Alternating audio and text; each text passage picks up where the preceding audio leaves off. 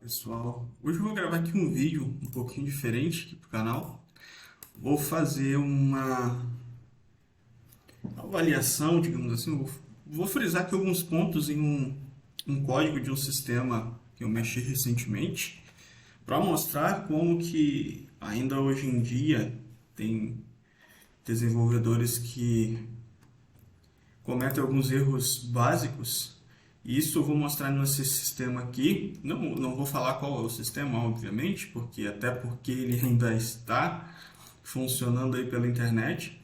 Mas eu vou mostrar aqui, que existem esses erros e que esses erros não são tão incomuns assim, né? Tem muita gente que hoje em dia ainda comete esse erro. Aqui eu estou mostrando ele, né? É um sistema feito em PHP. O PHP, né, toda linguagem que ela é muito fácil de você mexer, ela acaba se tornando mais vulnerável, porque qualquer pessoa com conhecimento muito frágil consegue passar a utilizar a linguagem, né? Então, esse que é um grande problema de linguagens e ferramentas, né? Tem muita gente que reclama de, por exemplo, WordPress, Joomla, CMS do mercado, diz que é inseguro e tal, mas o problema não é o CMS, o problema é que pessoas sem domínio da ferramenta tentam utilizá-la. Aí não tem o que ser feito. Então esse sistema aqui, por exemplo, é um sistema que foi feito do zero, não tem framework, não tem CMS, e provavelmente se for perguntar para um cara que fez esse sistema aqui o que ele acha do WordPress da vida, provavelmente vai falar que o WordPress é inseguro, né? O que é uma piada, porque só 3 arquivos do código dessa pessoa já tem mais insegurança do que todas as falhas de segurança que eu já fiz no WordPress em 10 anos. Então, né, vamos lá fazer um pequeno review. Tem dois pontos principais aqui, 3 pontos principais, então eu separei aqui 3 arquivos bem críticos dentro do sistema. Então a gente vai começar primeiro, né, com o sistema de upload. Então o sistema ali ele tem uma área privada onde a pessoa pode fazer o upload lá de alguns arquivos. Só que o que acontece? Pode ver que aqui, né, na linha 3 ele já inicia a session. Então iniciou aqui a sessão e puxou aqui o arquivo de configuração dele, né, que ele usa para pegar variáveis, né, constantes e tudo mais, conexão de banco de dados, tudo vem desse arquivo de configuração. E aí começam algumas coisas, além da questão da segurança, tem uma questão de padrão, né, de padronização do projeto. Não existe um padrão 100% aplicado aqui. Às vezes o arquivo chama um arquivo de configuração, às vezes a configuração está no próprio arquivo, né? Por exemplo, esse arquivo aqui, que é um arquivo utilizado para um Ajax que o sistema faz, então um pequeno web service aqui que retorna alguns dados, só que aí nesse arquivo de web service ele já não usa o arquivo lá de configuração, e já utiliza outra coisa aqui, né, para poder retornar um JSON aqui de resposta. Só que tem várias falhas de segurança, tanto nesse arquivo de web service, quanto nesses outros arquivos aqui. Então, primeiramente no upload, né, já tem algumas coisas aqui bem estranhas. Por exemplo, ele inicializa aqui, né, puxa o arquivo de configuração, coloca aqui um callback, que eu nem sei onde ele utiliza em lugar nenhum esse callback. Então tem várias falhas aqui de questão de organização. E daí tem a questão, clean code, padrões de projeto, seguir ali o que é padrão de... Cara, seguir na risca clean code, padrões de projeto é bem difícil. Eu nunca vi um sistema seguir 100% à risca tudo que tem que ser, deveria ser feito. Por quê? A gente tem que levar em consideração que existem alguns padrões para diferentes contextos. Então, por exemplo, existem padrões baseados em performance, e existem padrões baseados em segurança, e existem padrões organizacionais. Então, tipo, às vezes um vai sobrepor o outro, às vezes por questão de segurança você vai ter que deixar o teu código mais bagunçado, e às vezes por questão de performance você vai ter que abrir mão de uma parte da segurança.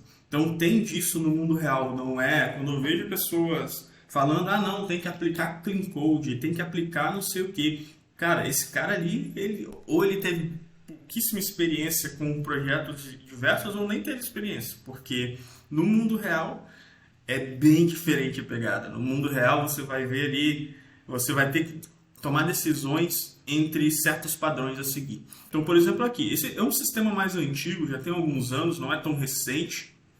Então, tipo, acredito que hoje em dia, apesar que eu peguei já sistemas mais recentes, de tipo 2015, 2018 para cá, que foram feitos do zero, assim, sem nenhum framework, né? Nem que fosse um CodeIgniter da vida, né? Mas não foi utilizado framework. Então é bem complexo isso daí.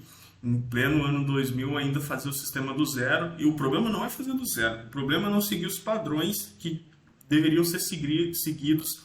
Não padrão, a lógica correta para evitar falhas e problemas de performance. Então, eu não gosto muito de padrão porque eu vejo codificação, eu vejo programação mais como uma arte. Então, a arte, ela é individual, cada pessoa vai produzir uma arte, um código diferente, só que a abstração desse código, a lógica por trás, ela não pode ser diferente. Então, tem várias formas de você escrever esse mesmo arquivo aqui. Cada desenvolvedor vai escrever de um jeito. Só que todos os desenvolvedores de todas as formas que forem escritas, elas têm que ter certos parâmetros aqui, por exemplo, de segurança, que não importa como você escreve esse código, o padrão de segurança ele tem que ser atendido. Então, existem ali métricas que têm que ser atendidas, independente de como você escreva. Se você quiser fazer isso daqui como um pacote Composer, se você quiser transformar isso daqui num executável esqueci o nome agora. O executável aqui do PHP, aqui me fugiu a memória agora o nome. Então você pode colocar isso daqui no pacote de executável, você pode fazer o que quiser com isso daqui, transformar isso daqui numa API externa, mas o padrão de segurança, a segurança que tem que ser aplicada aqui é a mesma, independente da forma que foi implementada. Então, o que é a segurança num sistema de upload? Dependente da linguagem, dependente do framework, né? Os frameworks já implementam a segurança, independente do projeto, existe o padrão de upload que é filtrar arquivos potencialmente maliciosos para o sistema em questão. Então, num sistema em PHP, por exemplo, nunca se deixa fazer esse upload de arquivos .php. É uma falha, né? Alguém pode enviar um backdoor, alguém pode fazer N coisas num sistema de upload inseguro. Então, tipo, a regra é, independente da linguagem, filtre os arquivos que vão ser enviados ao servidor. Isso é básico. Se está fazendo em Python, você vai ter que filtrar arquivos em Python. Se está fazendo em Ruby on Rails, você vai ter que filtrar. Então, tipo, é independente. Isso não é de linguagem, isso não é de projeto. Isso é, tipo, regra de seguranças. Simples, abstrato e geral. Então, tipo, eu não sabia que era para fazer. Não sabia porque não estudou desenvolvimento de forma abstrata. Ficou focado ali numa linguagem, talvez, em regras de livros, mas não conseguiu se abstrair a ponto de ver que isso é uma regra de segurança. Independente se isso daqui fosse feito... se você pegasse um arquivo físico no pendrive e colocasse no servidor, você ia ter que filtrar. Esse tipo de arquivo pode subir no servidor, esse tipo de arquivo não. Então, essa é a regra básica de um sistema de upload. Já começa por aí. E que não tem aqui. Então, aqui a falha de segurança nesse script aqui de upload, ainda mais que esse script roda via Ajax, então ele também não faz nenhuma verificação se tem a pessoa logada ou não. Ele só abre a sessão, puxa o arquivo de configuração e dane-se. Né? Então, aqui na real tem duas falhas. Tem a questão que não tem filtragem, ele simplesmente pega aqui a extensão, faz um explode para pegar um nome. Né? Ele primeiro faz um explode para transformar em array.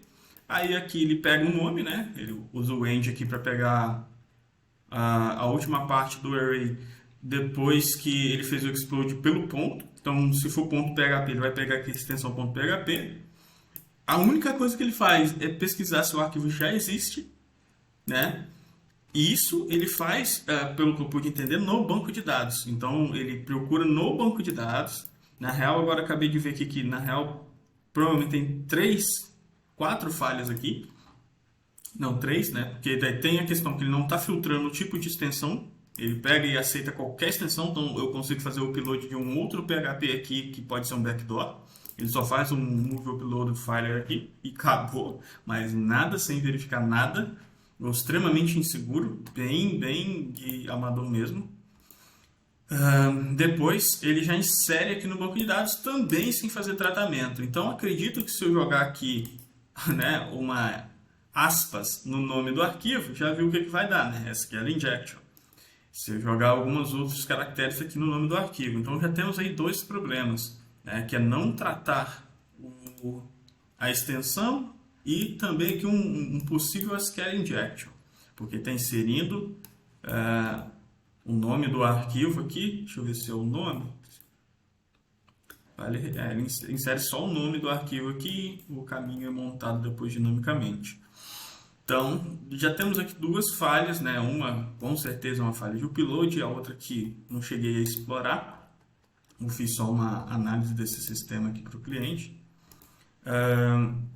E outra questão aqui, né, é, por exemplo, questão de tamanho. Imagine se eu pego um arquivo aqui de 50 GB e faço upload. Obviamente deve ter alguma tranca, algo que esteja ali limitando no PHP in ou no próprio servidor, mas ainda assim não tem verificação, por exemplo, de tamanho de upload. Eu geralmente faço tanto de tamanho quanto de extensão. E não só de extensão, né, porque recentemente eu estava fazendo limpeza em um site que foi invadido e os invasores foram bem espertos em colocar arquivos com extensão .png, por exemplo, para fingir que era uma imagem, só que se você abrisse a imagem no editor de texto, era um script PHP. Então o que eles faziam? Eles subiram um script PHP, que era um backdoor, e nesse script eles faziam um include de uma imagem. Eu achei aquilo estranho, né? Por que include de um PNG no PHP? Aí eu fui ver o código, era um arquivo PHP, porque a partir do momento que tu faz include, o PHP não vai verificar a extensão do arquivo, ele simplesmente vai incluir o código-fonte dentro do seu script principal. Então, basicamente, foi uma forma do pessoal burlar, né, ali a varredura e colocar em .php, porque acontece que alguns scanners, alguns antivírus não chegam a abrir, né, dependendo da configuração que você fizesse, uma configuração básica do antivírus, ele não vai detectar porque ele não vai escanear arquivos de imagem, né, de mídia, de vídeo. Então vai passar batido, né? Só que ele existe e está lá. Então foi uma técnica bem bacana, eu não tinha visto. E nesse projeto que foi infectado eu vi isso. Então esse daqui é o primeiro, né? Erro de sistema de upload. Isso daqui eu já explorei muito no passado, quando eu comecei a estudar programação uns 10 anos atrás. Cheguei a invadir bastante site com essas falhas de segurança, porque antigamente poderia até a gente falar que não tinha tanta informação de segurança, mas ainda assim é uma questão de pensamento e de lógica. Não precisa ninguém falar que isso daqui é inseguro para a pessoa parar para pensar um pouquinho que isso daqui é inseguro, né? Como é que eu vou deixar fazer o upload de qualquer arquivo dentro do meu servidor? Então, tipo, é mais uma questão de amadurecer o pensamento mesmo. Então, isso daqui é uma primeira falha nesse sistema. Uma outra falha que tem, também é tudo aqui, a maior parte das falhas desse sistema aqui é em web service que executam Ajax. Esse daqui também é um arquivo usado no front que chama esse arquivo para trazer uma tabela, ele monta uma tabela. Só que, novamente, aqui temos a inserção desse código aqui, deixa eu ver, novamente ele é inútil. Então, tipo, tem uma questão aqui de organização, tem muita sujeira no código, que aí entra aquilo, não precisa seguir um padrão de mercado, mas pelo menos deixar, tipo, se não está usando, por que ele está aqui? Não faz sentido. Então, independente de padrões, você tem que seguir um bom senso, digamos assim. Eu acho que falta bom senso, muitas vezes. Então, aqui temos a mesma inicialização. Aí a gente começa a ver um pouco da falta de experiência do desenvolvedor quando a gente pega erros sutis, assim, que com certeza foram colocados por não saber o que estava fazendo. Por exemplo, aqui, inicializou uma variável output, ele inicializou ela vazia aqui e depois concatenou. Não tinha necessidade de fazer isso, né? Eu poderia simplesmente fazer isso daqui, já estava inicializando a variável com uma string inicial, então não tinha por que iniciar ela vazia. Então a gente já começa a perceber alguns erros, né, que acendem ali um alerta vermelho que pode ter mais coisa. Aí aqui a gente já vem logo de cara, né, com o famoso SQL injection. E eu sei que é porque, apesar dele chamar essa função aqui, que vem de uma classe de conexão que está lá nesse arquivo de configuração, não tem tratamento, né? Ele não usou nenhum MySQLi ali para escape, não tratou aqui o input, né? Ele simplesmente pega aqui e joga lá de uma forma. Ah, não, isso daqui está até tratado. Estou vendo aqui que ele usou byte, né? Então isso daqui menos mal. Mas nesse mesmo sistema, deixa eu ver se é nesse.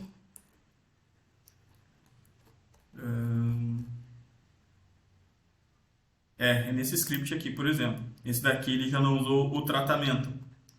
Então foi nesse daqui que eu vi. Aí entra aquela questão do padrão de projeto. Em alguns lugares tem a conexão aqui e outros ele está usando a classe. Não entendi o porquê. Não sei se foi duas pessoas que fez. Eu peguei esse projeto já depois de estar ali em produção. Então, não sei se foi a mesma ou outra pessoa que fez. Mas, enfim, aqui pelo menos não tem, aparentemente não tem o erro de SQL inject porque está sendo via byte aqui. Então, está fazendo certo nessa parte aqui. Então, basicamente, esse arquivo aqui que eu achei que tinha o erro não é esse. Deixa eu ver. Aqui tem alguns outros erros que eu já identifiquei no sistema também, que aí é o XSS, né? Cross-site script. Então, ele traz também coisas no front-end, por exemplo, aqui ele carrega dados sem fazer verificação, sem transformar o HTML ali, né, o HTML em sheets ou qualquer outra função. Então, identifiquei esse sistema, é um sistema que além de eu resolver alguns bugs nele, eu fiz uma análise de segurança. Então, foram vários erros encontrados. Fora alguns erros de lógica, assim, sem sentido algum. Por exemplo, deixa eu ver aqui, né? Teve esse output aqui que não precisava, mas, por exemplo, nesse sistema já teve concatenação de string com booleano, que está dando erro no PHP até hoje, que não foi pago para resolver, então, obviamente, eu não vou resolver, né? Porque não foi pago. E aqui, vamos para esse script de conectão. Então, isso daqui não tem grandes erros. Tem um erro aqui de XSS, né, que afeta algumas páginas lá nesse sistema. E tem esse daqui, que é mais perigoso também. Não diria mais perigoso, eu acho que o mais perigoso é o do upload, porque permite o upload ali de um shell script, de um backdoor. Mas esse daqui também é perigoso, requer um pouquinho mais de conhecimento, né? Porque apesar das pessoas falarem muito sobre SQL Injection, não é tão simples assim de explorar manualmente sem usar nenhuma ferramenta. Então, tipo, os ataques que eu fiz até hoje não foi utilizando ferramentas, foi utilizando só mesmo URL ou parâmetros post, né? Coisas assim, e não teve nada de ferramentas, mas tem, eu acho que é o SQL Map, que faz ataques automatizados. Então tem várias ferramentas aí de mercado, para quem usa o Kali Linux, sabe do que eu estou falando, ou Backbox, né? Tem vários distribuições Linux aí para hacking e pentest. Então, o pessoal que está por dentro aí já sabe o que eu estou falando. Então aqui a gente tem alguns erros, né? Primeiro que é a falta de padronização novamente. Esse sistema aqui, por exemplo, eu tive que fazer correção de conexão em mais de 30 arquivos, porque tinha arquivos que puxavam esse arquivo de configuração aqui, tinha arquivos que tinham direto no banco de dados, tinha conexões que estavam com parâmetros diferentes, ou seja, que nem funcionavam na prática. Depois foi feita uma migração desse sistema, esqueceram de trocar um monte de conexão. E aí aqui, nesse daqui já está feito dessa forma, então tá bem fora do padrão. E aqui não tem tratamento de parâmetros. Então pode ver que tudo é pego. Aqui inicializa as variáveis, né? Garanto que deve ter variável aqui que nem está sendo usada. E aqui ele faz algumas verificações, tipo, né, bem simplórias, que não faz nem sentido, né? Ele verifica aqui se o tamanho da string que veio aqui no ID é 0, daí tipo usuário inválido, tá? Mas se eu pego aqui, né, tem um ID, mas não é de usuário. cadê o select no banco de dados para saber se esse usuário existe ou não? Esse script aqui, por exemplo, é um script que eu testei e eu consigo executar comandos nele sem ter aberto uma sessão, né? Então, tipo, aí qual é o problema? Tá, um atacante olhando o sistema sem estar logado não consegue identificar essa falha, porque esse script só é chamado quando tem um usuário logado dentro do painel do sistema.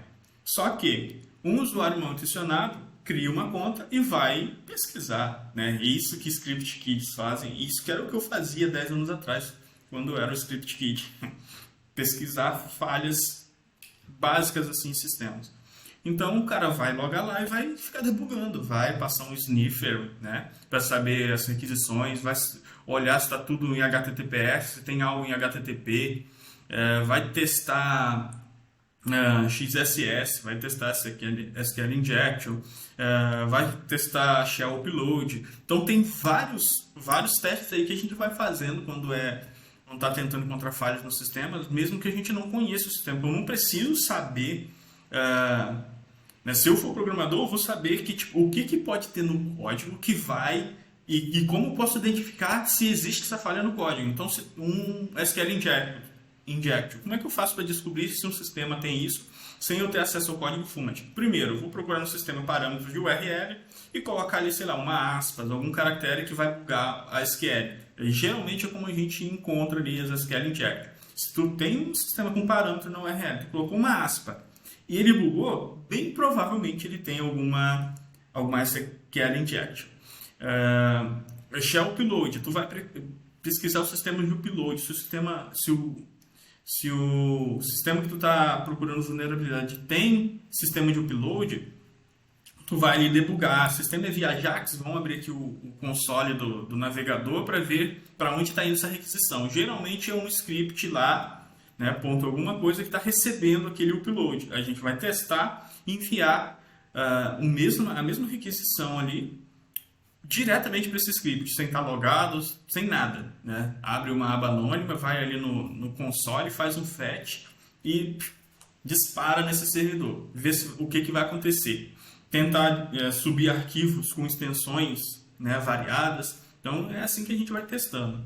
E esse daqui, por exemplo, ele faz aqui uma comparação inútil do tamanho da string, do tamanho do input, né, se está setado. Aí vem os outros, né, as outras falhas. Aqui, por exemplo, tem dois if, né? Ou seja, poderia ser transformado em um if só tranquilamente. Porque se não tem né, poderia ter passado esse set para baixo. Questão de organização para facilitar a manutenção do código. Aqui também, novamente, olha a loucura. Ele pega o ID, aí quando pega o ID, ele coloca o modo update. Provavelmente isso daqui é para ele conseguir saber se está fazendo update ou insert, e daqui ele vai pegar. Só que olha a SQL. Ele pega simplesmente o ID e passa. Ou seja, mesmo que tivesse aqui e não tem, pode ver que não tem nenhuma parte que faz a verificação se a pessoa está logada ou não, né? Então eu posso pegar isso daqui e colocar qualquer ID no post e fazer uma requisição post, um request post para esse script que ele vai executar. É só eu ir vendo os erros que ele vai retornar aqui, que ele vai retornando todos os erros. Vou passando todos os parâmetros e se eu estou logado no painel, eu consigo colocar o ID de outro usuário. Ou seja, ao invés de ele pegar aqui o ID numa session, né, que era um mínimo de segurança que se espera que você utilize um ID do usuário que está na sessão, não, ele pegou via post, vai entender a cabeça da pessoa dessa. Então ele pegou aqui o parâmetro via post e está inserindo direto. Ou seja, além do problema do parâmetro, pode ver aqui que tem também um user ID aqui. Aqui ele pega a seção, o ID do quiz, daqui da questão do quiz. E aqui ele pega o ID do usuário. Então ele basicamente pode até mudar aqui. Isso aqui eu acho que é para salvar a resposta do questionário. Então, ele vai salvar a resposta do questionário, ele pode fazer um update e jogar a resposta dele para outro usuário. Imagine o perigo disso daqui, né? Imagine o perigo. Então, né, é bem... Não foi pensado em nenhuma parte de segurança nesse script aqui. E aqui também ele monta, no insert, ele monta o SQL sem nenhum tratamento. É jogar uma aspas aqui nesse ID, né, como aqui ele não faz verificação nem se é inteiro, por exemplo. Então eu posso pegar esse ID do usuário aqui. Cadê? User ID, enrollment ID. Então eu posso pegar e simplesmente passar aqui algo que não seja um número. Ele aceita qualquer coisa, só precisa ter um caractere, né? Tendo um caractere ou mais, ele vai aceitar. Ou seja, não verifica se é inteiro, não verifica, não faz nem, né? O quê? Ah, tá com preguiça de fazer verificação? Pelo menos coloca aqui, ó, um int, né? Tu já vai se livrar. Se isso daqui tem que ser um inteiro, não deixe ele ser outra coisa. Coloca um int ali, ele vai converter para inteiro, né? Se for uma string, vai virar zero, vai virar, sei lá, né? Não deixa passar. Né? Se está com tanta preguiça assim, pelo menos isso já eliminaria, por exemplo, de eu colocar esse enrollment ID aqui, né, como uma aspas. Eu posso mandar uma aspas aqui nesse post que vai bugar lá. E daí é aquele famoso SQL injection que vem aqui facinho de fazer. E aí o que eu posso fazer N coisas. Eu estava com um outro sistema legado também fazendo manutenção esses 2 meses, 1 ou 2 meses, que tinha também SQL injection, que o pessoal lá já tinha descoberto e estava fazendo o servidor cair. Né? Para quem aí está acostumado a lidar com SQL injection, tem uma função no MySQL chamada sleep, uma das que a gente usa para derrubar banco de dados. Então, se tem SQL injection que permite chamar a função sleep, tu coloca o teu MySQL ele fica trancado. Ele, né, a query não executa nunca. Tu coloca lá um sleep com um tempo grande ou até um loop. Né? Eu já fiz muito disso em sistema, derrubar sistema com loop. Tu insere ali a função que gera loop dentro de um select e tal, e coloca lá faz um select, uma subquery, né, dentro ali, tendo a SQL Injection, tu consegue fazer isso. E coloca o sistema em loop. Então, tu faz lá um loop de 1 milhão de subselects e já era. O sistema vai dar pau. E aí, o que acontece? Né? O MySQL, antigamente, ele era bem bugado. Então, às vezes, se ele dava pau, tu perdia o banco de dados que ficava irrecuperável. E não sei não, né? Por aí, já fiz muita coisa na vida no passado. Hoje em dia, não. Hoje em dia, dá para você recuperar o MySQL muito mais fácil. Eu já tive vários problemas no banco de dados, consegui recuperar de boas, né? Então, mas antigamente era bem complexo. Perdia banco de dados para recuperar, era uma dor de cabeça. E se conseguisse recuperar. Mas aqui temos o clássico SQL Injection, né?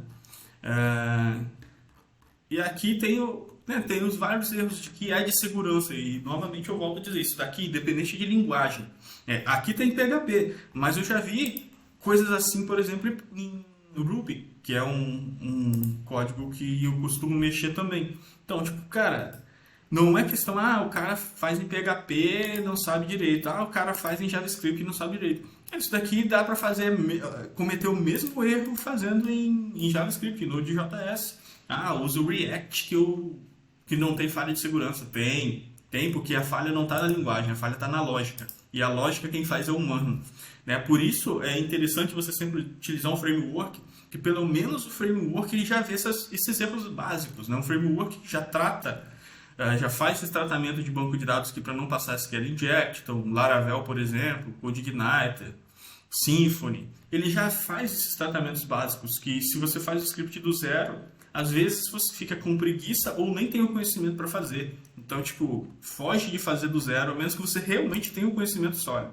E daí a gente entra na questão, por exemplo, de muito programador que diz que o WordPress é inseguro, mas vai ser inseguro a partir do momento que você faz a coisa errada. Eu, particularmente, nunca tive um site em WordPress hackeado por coisas que eu fiz, né? Porque eu utilizo poucos plugins, eu tento fazer tudo do zero, usando as boas práticas de segurança. Então, muitas vezes você vai deixar o seu código mais sujo por conta das boas práticas de segurança, que uma vai sobrepor a outra. Às vezes eu tenho que deixar um pouco mais inseguro para manter uma performance. Então, tipo, não é linguagem, não é ferramenta, é conhecimento de quem desenvolve. Então, esse foi o vídeo de hoje, ficou meio longo, ficou com 30 minutos, mas a minha ideia foi mostrar que erros básicos e que eu vejo que tem muitos sistemas que se não fossem os frameworks teriam esse erro, porque tem muita gente utilizando framework sem conhecimento, e daí só não fica inseguro porque o framework barra, não é porque a pessoa tem conhecimento, né? Então eu vou fazer um outro vídeo falando sobre isso, sobre como o mercado está, a minha visão sobre o mercado e como está a mão de obra no mercado.